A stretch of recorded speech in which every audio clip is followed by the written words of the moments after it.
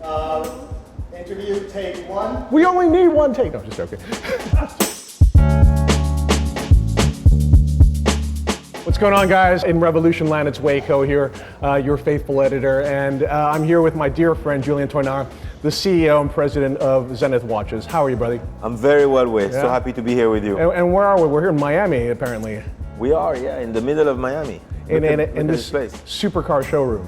That's exactly it. Fantastic. And I love this place also because it's a really interesting bridge between modernity and classicism, between the contemporary world and the past. And I think that this is in some ways a perfect setting for Zenith watches. Would you agree? Perfect, perfect. History, future, and design. Absolutely. You look around, it's all about design here.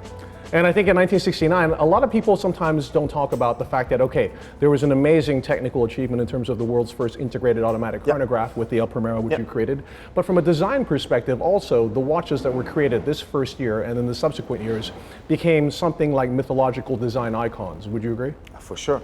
For Zenith, it's really 69, 70, 71, 72, where we created very, I would say, iconic watches that are still today, I mean, you know why I'm saying that, but amazing watches, yeah. Absolutely, and I think that the two watches that were born in 1969, the A384 and the A386, these two were extraordinary timepieces. Very different in look to show that, you know, the El Primero works in two different types of cases. One is a round case, the A386 was this with the multicolored subdials, and then there was the A384, which introduced the world to the tonneau shape. Correct. And this is, to me, one of the most beautiful watches ever made in the context of 1969, moving from the 60s into the 70s, really kind of at the advent of modernity in watch design, you know, and this watch in some ways was really futurist. It was probably the watch with the most, I would say, character and personality at this time, because you have a mix of round and tonneau and some angles, and it's really reflecting the spirit of the 70s. Absolutely. You know, one of the things that's important for collectors of vintage watches to understand is because the shape of this watch is so particular with these sort of round forms and these very sharp bevels on it.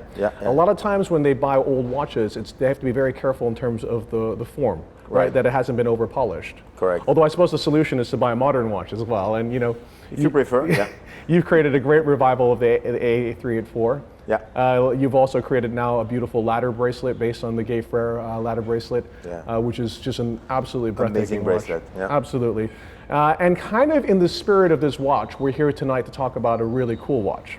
So it wasn't created in 69, it was created in 71. It was the A3818, otherwise known as the Cover Girl. Right, because it appeared on a very famous book about the Zenith manufacturer on the cover. And I think when the author, Manfred, was asked about this, why he put that watch on the cover, he said, well, look at the dial. It's so beautiful. And this watch is very stunning from this sort of Superman blue dial, and from a very interesting integration of pulsometer and tachymeter, and with 300 tiny marks around the edge of the perimeter of the dial to give you the possibility to read 1/10 of a second. Would you say that this is something important to the brand? That's exactly it, and I think we shouldn't make up a story. He put it on the cover because he liked it so much, because he believed that the blue also that collectors usually call the Superman blue is so amazing, and with all these markers, it was a very, very special watch, produced in a very limited quantity. You know, at this time, only 1,000 watches, so very few are in good conditions.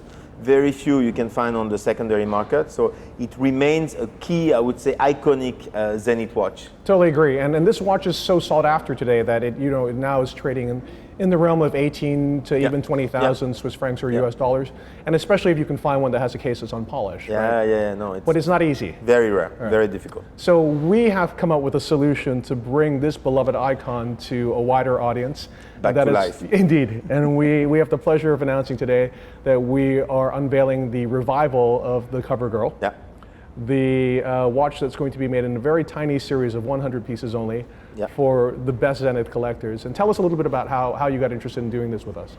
We have a long relationship, we know each other, I know the spirit of Revolution, and I think when we met and we discussed, we wanted to find something special. Something that was very important to the history of the brand, but something that we could bring back in a limited edition.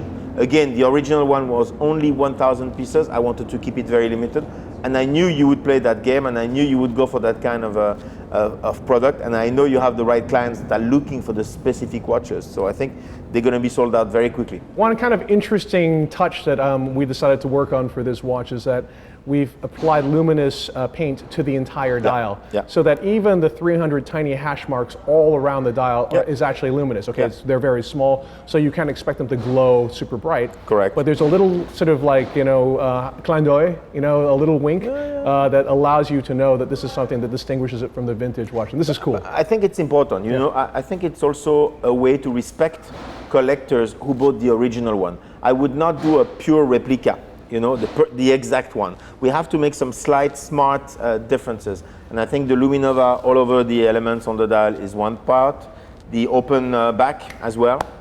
I think it's important to make some slight differences. So you get the touch of it, but it's still not exactly the same watch. Totally agree. And I remember you saying also that if you're going to make the tachymeter and the scale luminous, you might as well make the hands and the subdials luminous as well. Of course. So actually you have a watch that, theoretically you could use to time things in the dark. It's the perfect mix for me between what we did on the dial and the case. We have the original shape of the case, and we have this Luminova thing that we put on the dial, which makes it very good mix of modern and vintage. So I think this watch is going to be crazy. I love the energy that's coming from Zenith, and I love in particular the capacity you have for winning over new hearts and minds through these incredible limited editions. Let's talk about a few of these, some of my favorite. So Collective Horology, this incredible sort of albino dial watch was one of my favorites to this day. I love that, and these are IT guys that are based in Silicon Valley, if I'm not mistaken. Then this incredible collaboration you did for Mr. Porter with George, our buddy George Bamford. For sure. The Edge of Space was an A384 case, which is vintage, but then treated in a very modern way. Very modern. Which I love. The material and everything. Incredible. And this will continue to do. You'll see this year we'll continue to do a few things like that are basically combining the history, the vintage side, with a modern touch. So you do this sort of dynamic tension between old and new and vintage and modern. I love that. Yeah. I love the watch that you did for our dear friend Oral Box at Philips. Yeah, his take on the A386, the pièce unique that we went for this very worthy cause. But then these two amazing pieces, the gold piece and also the steel piece with these sort of like tropical subdials. Yeah, it was fantastic because the unique piece was sold for $250,000 US, which was a record for us, like way better than what we ever had. Bravo. And the two other editions that we did with him, we got sold basically during the evening, during the gala evening we had. Exactly. So it's a great success, and it's showing people that Zenith has a great also place to take in the auction business. And that's also why Aurel wanted to do it with us, because he knows that with Zenith, we have a huge leverage to go. So many collectors are after that brand. And I think we need to capitalize on this. Yeah, by simultaneously empowering the vintage watches and the modern watches, you create this great link of the legitimacy of the brand. And I also love the new Arsène Lupin watch as well. Yeah. So bravo on that too. Tell us a little bit about the spirit of these collaborations and how it's important for you that each watch is also, from just a pure collector's perspective, a phenomenal watch. Yeah, I think you need to come from a historical piece, clearly. You need to have something that was iconic, that was recognized. You need to bring a modern touch into it. You need to keep it limited, because we are in luxury business, and if you do luxury, you have to have the courage to make it limited, to make it rare, to make it exclusive. That's super important. And then you should not do too many. Last year we had a few celebrations through the anniversary, the 50th anniversary of the famous El Primero. We talked all about Charles Vermeau's story and all that. This year you will have less, but you will have a few that are, I would say, very much in line with what we want to build with the brand. Yes. It's playing with the past, but building the future. Absolutely.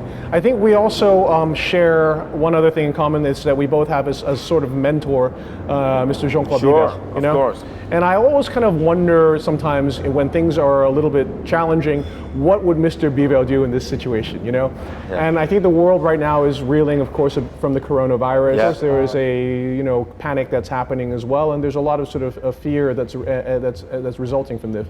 And I kind of wonder what Mr. Biver would say, and I think what he would probably say, I don't know for sure because I haven't asked him yet. We can call him if you want. Well, it's a good idea. That would be cool. Is that when times are tough, you have to fight this with creativity and passion. Yeah, for sure. And I think the best thing you can possibly do is come with great stories, great watches, authentic stories, authentic watches, and do things that make people smile and make them dream a little and make them feel that there's more to it than the banality of the sort of numbers that you see increasing every day. Yeah, I agree with you, and I think he would probably add the fact that you and me, we are here in Miami, we are in the US, I'm from Europe, you are from Asia, and we meet in the US for this fantastic event because it's all about human being. It's all about spending time together, getting close to the market.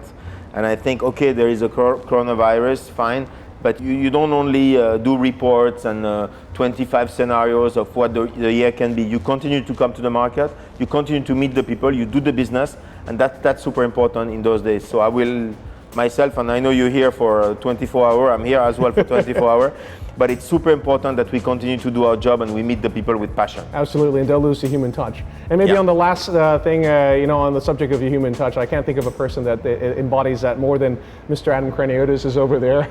Yeah, for sure. And we wanted to also just give a thanks also to Adam, to Revolution US, to our chief publisher Natalie, and also to the Red Bar community as well. Yeah, they do a fantastic job. Amazing job, guys, and we're here to drink with you very heavily tonight. For sure. Yes. Thank you, sir. Thank you, Wei. Pleasure. Pleasure.